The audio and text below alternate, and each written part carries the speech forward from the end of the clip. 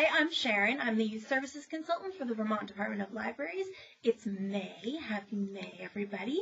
I have a ton of books for you. I have a huge stack of picture books. I have a bunch of nonfiction. I have some middle grade novels and have a bunch of YA. So I'm going to start with the youngest, and I'm going to start with this one. It's called Sheep Go to Sleep. I just think this book is ridiculously cute. The illustrations are so cuddly. I'm a sucker for cuddly illustrations. And it's about some sheep and their collie who takes care of them and how he tucks them in and makes sure they have everything they need, including teddy bears. And let's see, one of them asks for a quilt. Oh, here you go. Quilt. Because if you're a sheep, you need to be tucked in. And it's, there's not a lot to it, but it would be a really good story time book. And look there, under the stack, there's the dog, fast asleep. This would be a good pajama story time book, a good lap sit book. If you have too many books like this, understandably, you don't need another one. But it is ridiculously cute, so I had to tell you about it. All right, next. Tallulah's Tap Shoes. I don't know if you know this about me, but I'm a tap dancer, and I love this book.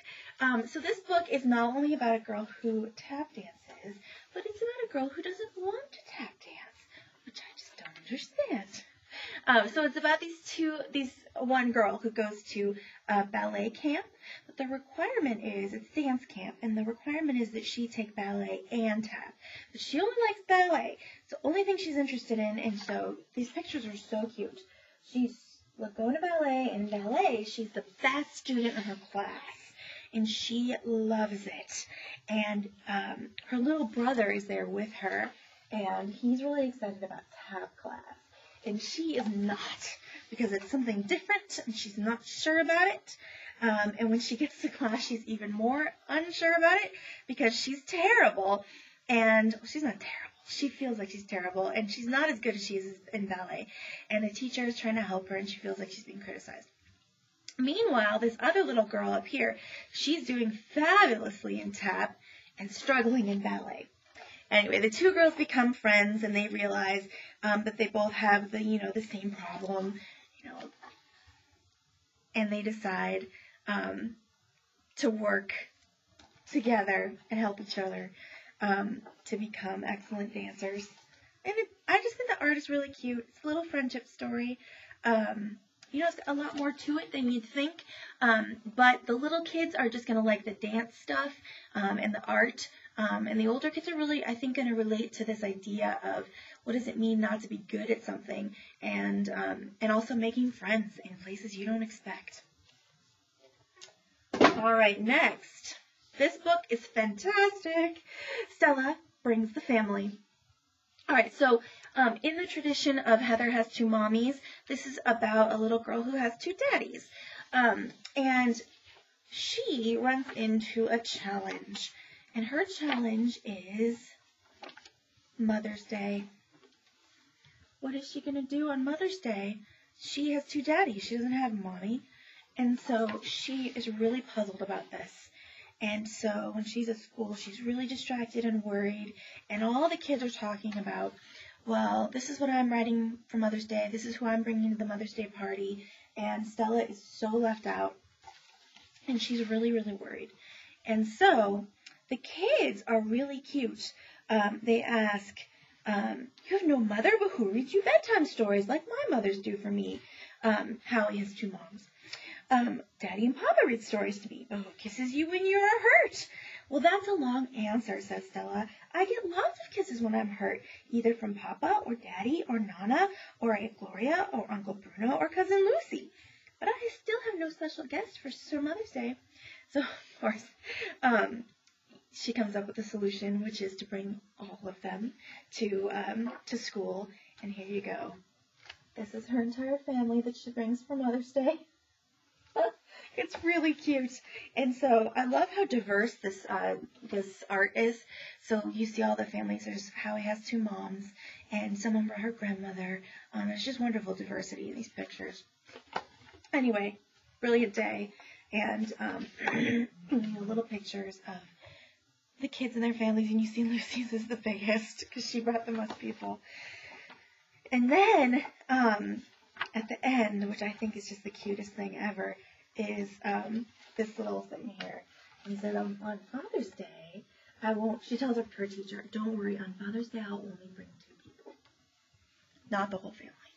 But then you see a little bubble of Howie looking at Father's Day and thinking, I don't have father to bring.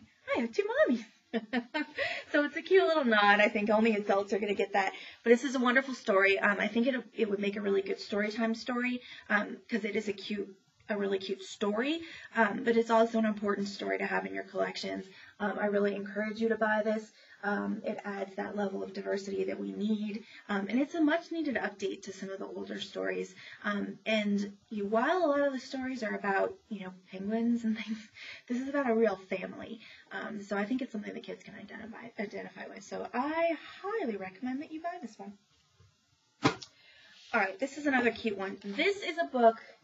I wish I had done this a couple weeks ago because this would be a perfect Mother's Day book.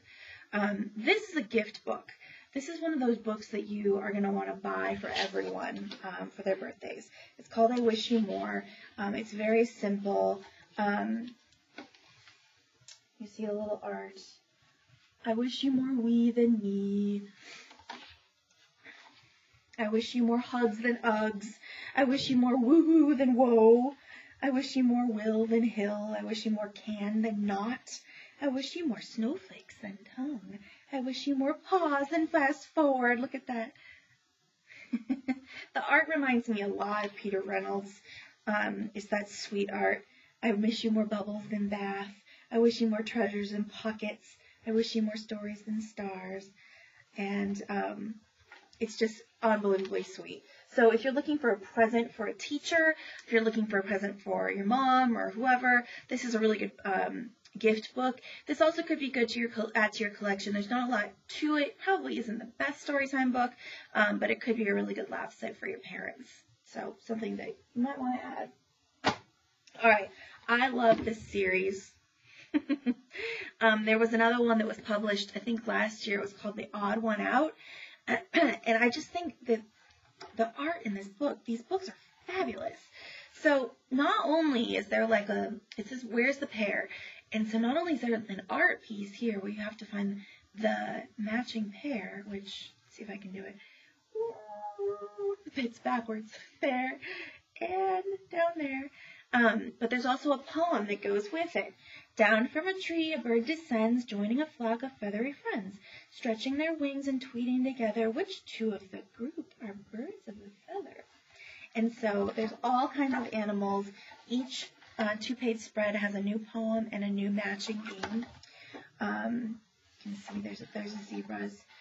I think it would be a really good bedtime story, a really good laugh set story. Probably not great for your big story times, but this is a really good, if parents are looking for books that they can share and really hyper focus on the text, this is a good one because I think the kids could explore this for hours. And like I said, there is another one. It's called The Odd One Out. Odd One Out, I think it is, by the same author, which I highly recommend. These 2 are wonderful, wonderful books, and the production is just really, really nice. All right, what else do we have here for you? You Nest With Me. This is another kind of family sharing book. Probably not the best story time book, but really good for your families, for lap set reading time. It's unbelievably sweet, and it's all about this family. It's about a mom, and she's putting her little girl, I think, it doesn't matter, to bed. And it says, my little nestling, time for bed, climb inside your sleepy head. Like baby bird, your nest can be anywhere. That's you and me. So then she goes on to talk about birds. So pigeons nest on concrete ledges, catbirds nest in green hedges, and then she goes through all these different birds, and the art is fabulous. So each bird has a page and a little picture of where they nest. But at the end of each description, it says, but you nest here with me. So there's swallows. But you nest here with me. It's very sweet. And then at the end, I thought was fabulous. So right here is the end, the end of the bedtime story. Pretty sweet. And then there's all this information at the end about the birds, which I thought was awesome. And not only are there pictures of the birds, let me get this close up for you, there are pictures of the eggs and the feathers. So you could do a little scavenger hunt with the kids. So like I said, probably not the best storytime book, but a really good family read. You Nest Here With Me. Really good bedtime story if you are in need of those. Alright, I loved this book, probably because I like color a lot. This book is by an artist who, let me see where she's from. She decorates eggs, and, right, she's from Pennsylvania, but she decorates eggs and quilts and stuff. So the art in here is just fantastic. So this is a book about chickens.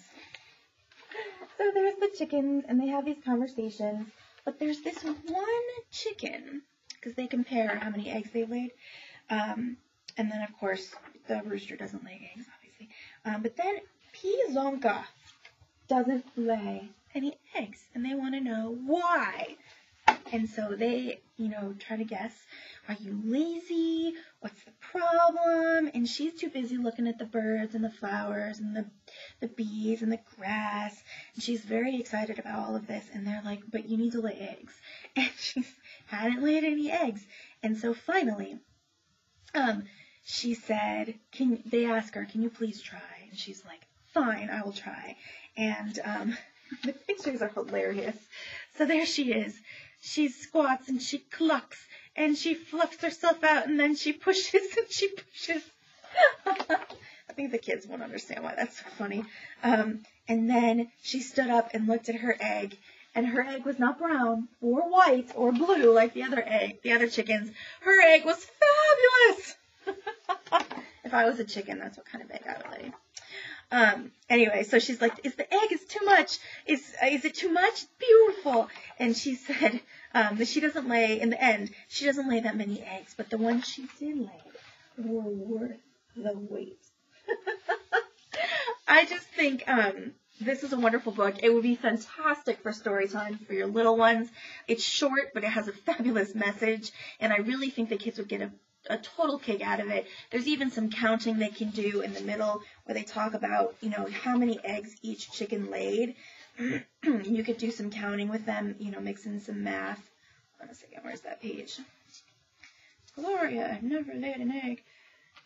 I can never find the pages I want when I want them. Anyway, here we go.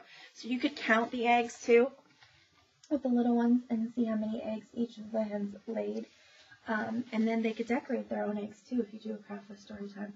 So I highly, highly recommend this one. It's really fun. I don't think it'll stay on your shelves. All right, new one, special delivery. This is by the author of A Sick Day for Amos McGee, which you may already know. Fabulous, fabulous story. So this story, well, the art is fantastic. And it's about a little girl who's trying to mail an elephant. Of course. Now, you know how much I love elephants. I really wanted a pet elephant when I was little, so I understand this little girl's plight.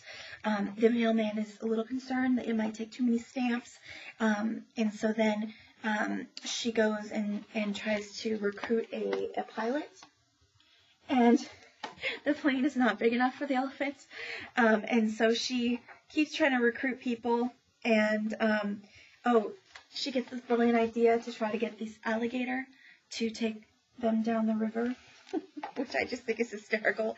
And so the alligator takes them down the river for a little while, and then they hop on a train, which is wicked cute. Here they are on a train.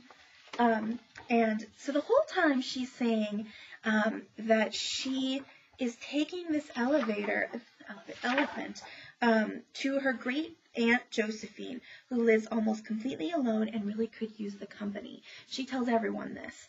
This is why she's trying to get this elephant to her great Aunt Josephine, and she's very, very serious about it. And in the middle of the story is this hilarious thing about how she's not worried about train bandits because she'll just join them and have a great time.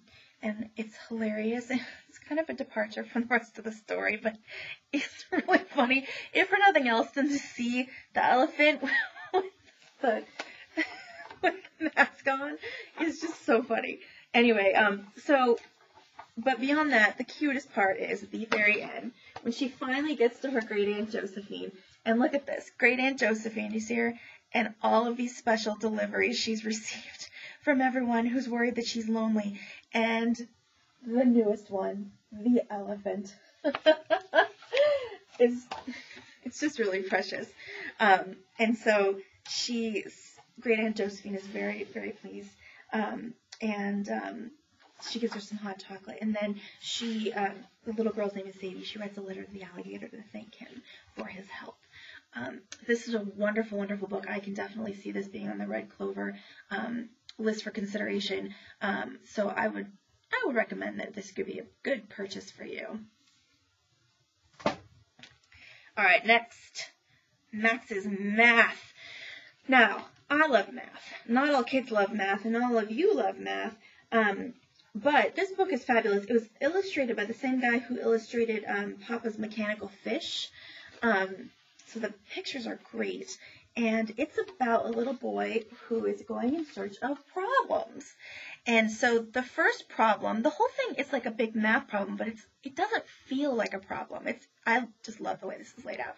So the first problem is he only has 2 wheels for his car, and he needs 2 more to finish building the car. And so he goes out in search of his wheels.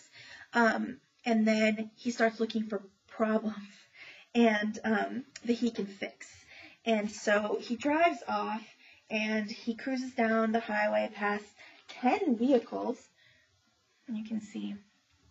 So you can do all kinds of counting and beginning math with this book with the kids. And then he comes to an enormous number in the road. What number is that? And then he comes to a fork in the road, and one way is to Shapeville.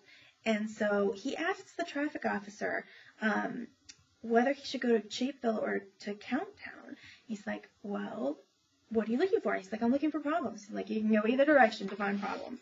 So he ends up going to Shapeville. This is what he finds in Shapeville. Lots of shapes. And the whole thing is falling apart. And so he can't find any squares. And so he starts piecing things together with triangles and shapes. And he makes all these creatures out of shapes. So we've gone from counting to geometry. And then he has this fantastic adventure where he starts connecting the dots of the stars to make animals. And then they start counting socks and pairing them up, so matching them up, which is another great math concept. And then they go to see a rocket being launched in Counttown, but Counttown is missing the number 6, which happens to be the number that he found in the road.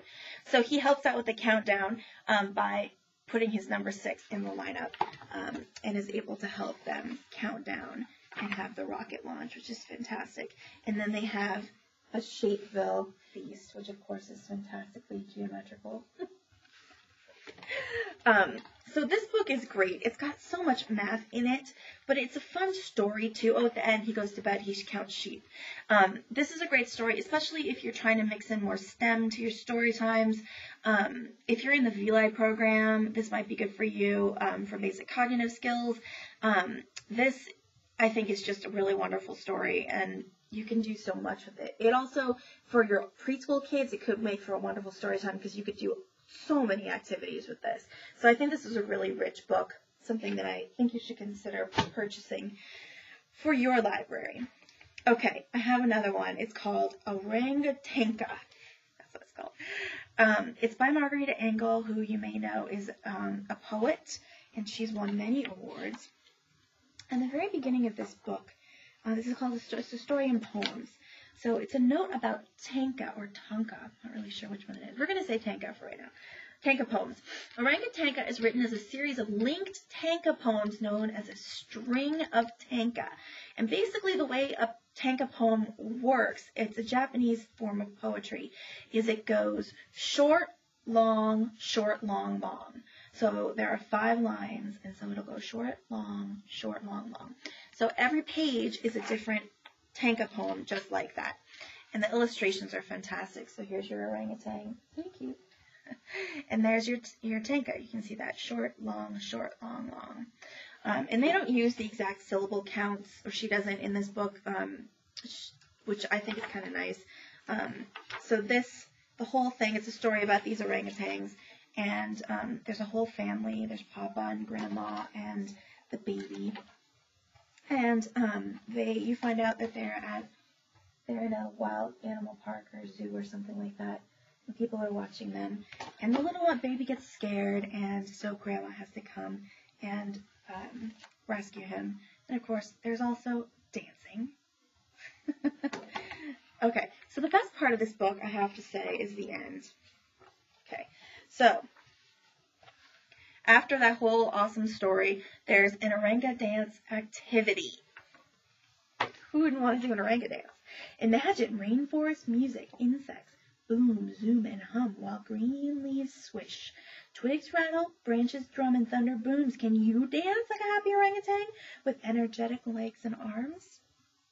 I think the kids would probably pretty much like that. There's also some wonderful facts here and more about orangutans.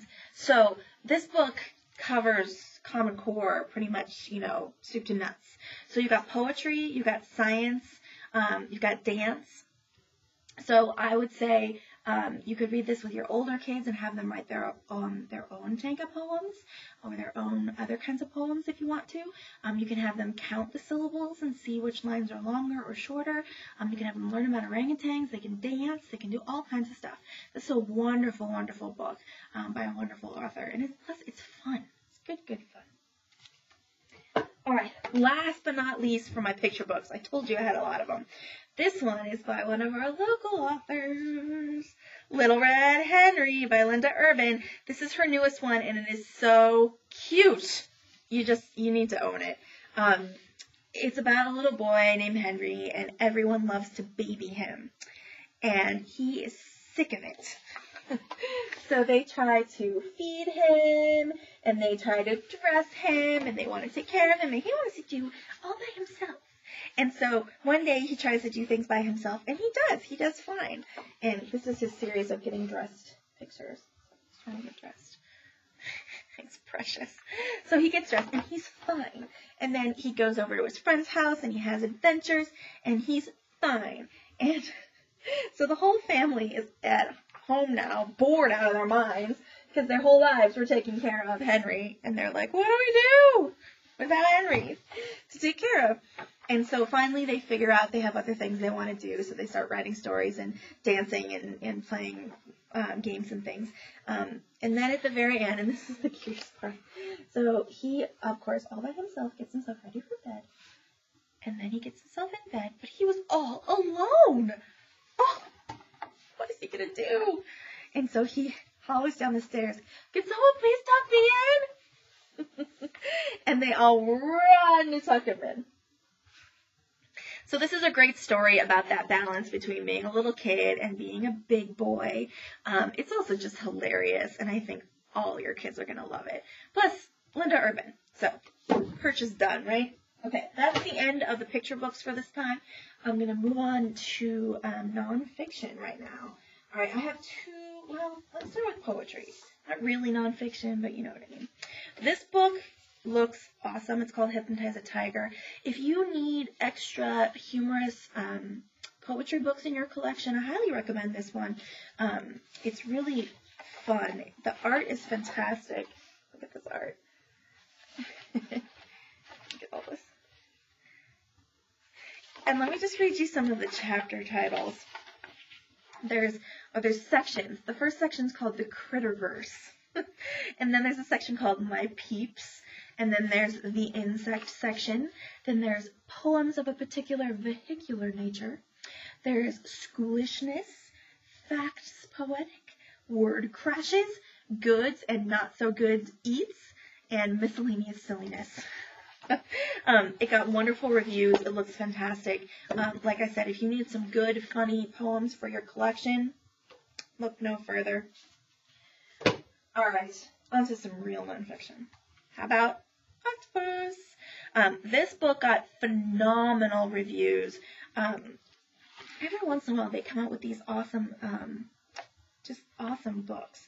And this is a really interesting book. It's written in chapters, and it's a combination of prose, so it's like an adventure story. See that? And then there's also, so there's a couple of pages of prose, and then there's like little insets. So here's the Meet the Octopus Team, and you can read about the people who are researching the octopus, and there's little, and then there's facts, octo facts, and so each chapter has a little bit of everything. So there's a little bit of prose, like adventure stuff, and the captions on the pictures are hilarious. This one's sea cucumber, an animal, not a vegetable. I just think it's hilarious. Anyway, there's a little prose, there's a little information, a lot of pictures. And these are pictures of the real scientists who are studying octopus. So the whole thing, there are different chapters, and it even goes to octopus influence, which I think is fascinating. As you can tell, the writing is a little on the high end. I would say it's probably more middle school. But because it's a giant layout, it probably would be better on your children's shelves. It's up to you. It depends on the layout of your collection. But this could be really good in the children's room for kids who are leafing through it, and you can read it with help. Or you could put it in the adult section for people who are doing real research, because there's a lot of information in here. Either way, if you need information about animals or mollusks, this is a good one. Okay, this one, Typhoid Mary. Who doesn't need a book on Typhoid Mary? All right, this book is phenomenal, mostly, well, because it's gross. It's got the best images I've ever seen. Look at this. It's got vintage pictures, public health announcements, images. There's all sorts of pictures of the way that they thought typhus was being transmitted, and a lot of pictures of the living conditions. And there's one picture, I didn't flag it, of an outhouse that's right next to a water pump with a caption that says something like, "This might have been a part of the problem." Anyway, if you read,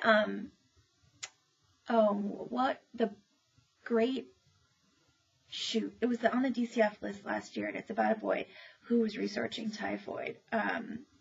You probably know what I'm talking about. The Blue Death? It was called something like that. The Boy Named Eel. That book, if you have kids who are interested in, if they really liked that book, they might want to read this. It's written at probably a high elementary level, maybe middle school E. The pictures are not terribly graphic, but there are a lot of them. There's a glossary in the back. There's a timeline in the back. There's source notes, all kinds of information. There's probably more information than any kid would ever want to know, but it's also just really interesting. It's probably not necessary for any of your collections because typhoid isn't something that people are really interested right now. But if you have kids who are interested in gross diseases, or if they liked that book, or if you have readers who are into nonfiction, this could be really, really good. Okay, last I have narrative nonfiction. This book is called A Jewish Soldier in Hitler's Army. It is a memoir written by Georg Rauch. It's a story about a boy who's drafted into Hitler's army, and strangely enough, he was Jewish, and they knew he was Jewish, but he was still drafted. And so it's a first-person account of all the dreadful things that happened in the war. There are some pictures in it. It's on the long side. It's probably on the middle school level. If you have enough books on Nazi Germany, you could probably skip this one. If you have kids who loved The Boy in the Wooden Box, you might be able to hand this one to them. I know there's a lot of information out there, but I think part of the appeal of The Boy in the Wooden Box is that it was a memoir, so it was about a real person. So if you have kids who really, really like that kind of thing, this one might totally interest them. Okay, no more nonfiction. We're going to start out with the elementary books, and we're going to start off with chickens, because it's hilarious. Okay, this is a story about a girl who, what's her name? Her name is Sophia, and she is Mexican, and she's moved from Los Angeles to the wilderness somewhere. I'm not sure where. And her parents have a chicken farm, and they've never had a chicken farm before. They've never even been on a farm before, and so she is like, what is this? She's the only non-white person for miles, which is puzzling to her, and she has these chickens to take care of. Now, this book is written in, it's got pictures, it's got emails, it's got diagrams, quizzes, all kinds of crazy stuff. It looks hysterical. The illustrations remind me of Quentin Blake, and so there's a lot. She writes to her abuelita, her grandmother, and to her uncle, and she tries to tell them about her chickens, and she's named her chickens, and what she discovers about her chickens is that they can move things with their minds, which she thinks is probably pretty unusual. So anyway, this looks like a hysterical story. I think the little girl in the story is 12, and I think that your kids are going to love it. And I will too, because it's next on my reading pile. All right, next. This book looks funny. It looks kind of like a lightweight version of Inkheart. It's a story about a girl. Her name is Tuesday, and she has a dog named Baxter. And her mother, her name is Serendipity Smith, and she's a famous author. And her mother is writing, and she's engrossed in her book, and then she disappears. And so Tuesday and her dog go into her mother's story to try to find her and bring her back. So it's similar kind of storyline to Inkheart, but it looks a lot less scary, a lot more adventure and more whimsy than Capricorn was frightening. So this could be a solid kind of more fuzzy read for your young kids. Not a necessary purchase, but definitely a fun one. Okay, this one is an addition to our friendship books that we all know and love. This was written in Norway, and it was translated, and it's about these two best friends, Trill, I think his name is pronounced, Trille, and Lena, and they live next door to each other, and they have adventures. Lots and lots of adventures, and it sounds like they get into lots of trouble. But one day, Lena has to move away, and so Trill is left all by himself, and they have to work that out, and they have to figure out what to do without each other. So it sounds like not a totally new storyline, but it looks really cute. It got rave reviews, so it could be a good addition to a middle grade book collection. All right, this one is a sequel. It's not often that sequels get starred reviews, but this one did. Wild Boy the original one was published in 2013. This is the sequel. I didn't even have this on my radar. I didn't read the first one though. So if you have kids who liked Wild Boy, this one got rave reviews, adventure kind of story, a little on the little dark side. So this could be a good purchase if the first one is popular in your library. All right, one more from my elementary set. This is Like a River. It's a book about the Civil War, but there's a little twist to it. This is a story about these two people who meet each other, Leander and Paul. And Leander is young. He's too young to be in the war, but he decides to go anyway, so he lies about his age. And then Kathy, she decides to join the war and pretend that she's a boy. So these two are both lying and trying to pass off for somebody else, and that has got to be a difficult feat in the Civil War. And it's told in different points of view. So it got rave reviews. It sounds like a wonderful adventure story, and it could be an interesting conversation with the kids about war and identity and pretending that to be somebody you're not. All right, moving on to the more solid middle school set. Beast Keeper. This is one of those twisted, fractured, updated fairy tales. I don't know what they're calling them these days. It's a play on Beauty and the Beast. And so it's about a girl who lives with this kind of unusual family, and her mom walks out one day, and her dad kind of goes crazy and turns angry, and so she goes to live with her grandmothers, and her grandmothers are witches, and she comes to find out that they're not only witches, but they're cursed, because they had some run-in with some mysterious, handsome visitor way back when. Anyway, so now this girl is learning about how she's cursed as well, and that she might turn into a beast one day, which she's not very cool with. So she goes on a mission to try to break the curse. It's recommended for grades 7 to 10. It's a slim novel, so it's not overly overwhelming, but it could be good for those kids that like these kinds of fairy tale mashups. All right, this one, I've been told, is the next big thing. An Ember in the Ashes. It's enormous. It's heavy. It is advertised, being marketed like crazy, and it's being advertised as a cross between Hunger Games and the Game of Thrones. Now, I don't watch Game of Thrones, so I don't know much about it, but it looks like an epic adventure book. Basically, there is an empire, which is kind of Roman-esque. So there you go, the empire, and they have absolute power. And anybody who goes against the empire is killed or tortured. So Leia is very poor, and she and her family follow the rules and do what they're told. But one day, her brother is charged with treason and thrown in jail.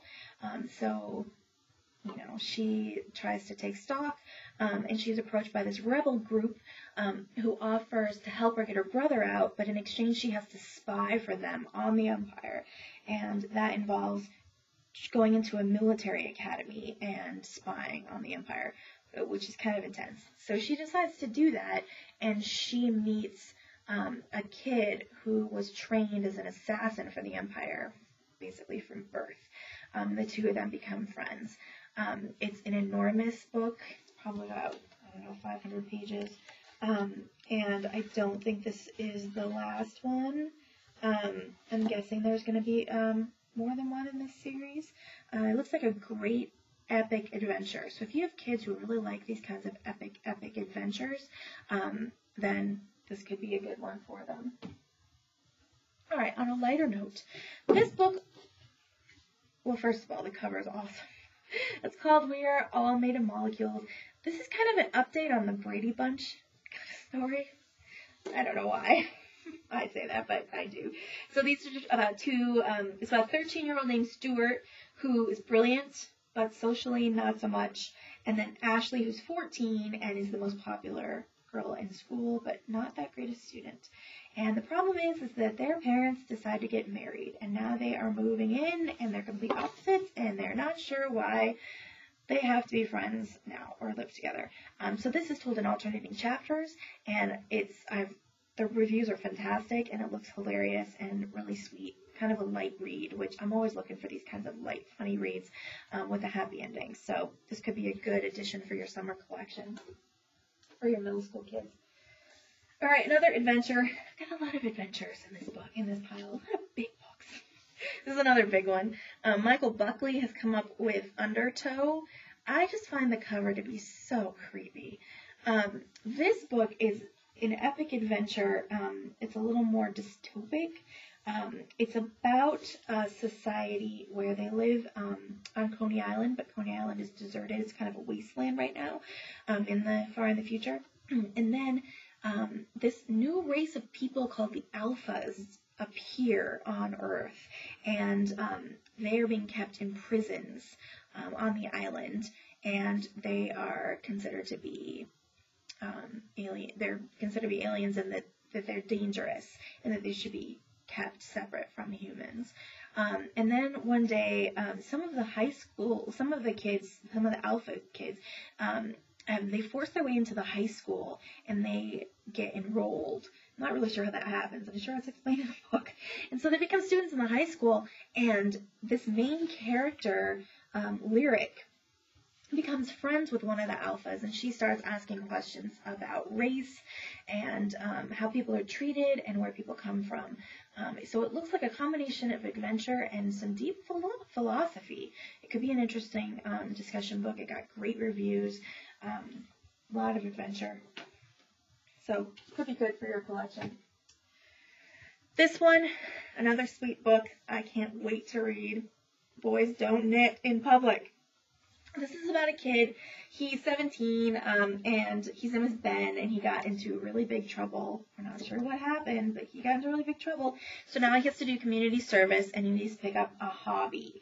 And so his choices are to take his dad's auto mechanic class, no, or to take a knitting class. So he takes knitting, and he discovers he's really good at it. Oh, right. He heard that the knitting teacher was this really hot lady. Not so much. So he's a little surprised by that.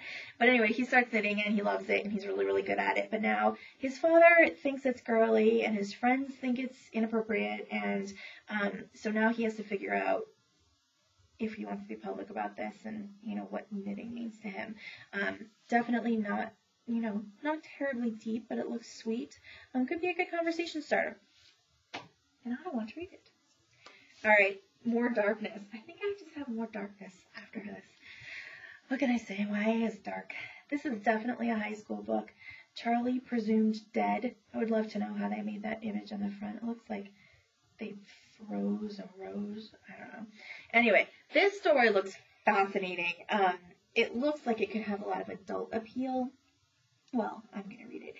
It's about a kid named Charlie who is dead, presumably, and they gather in Paris for a memorial service.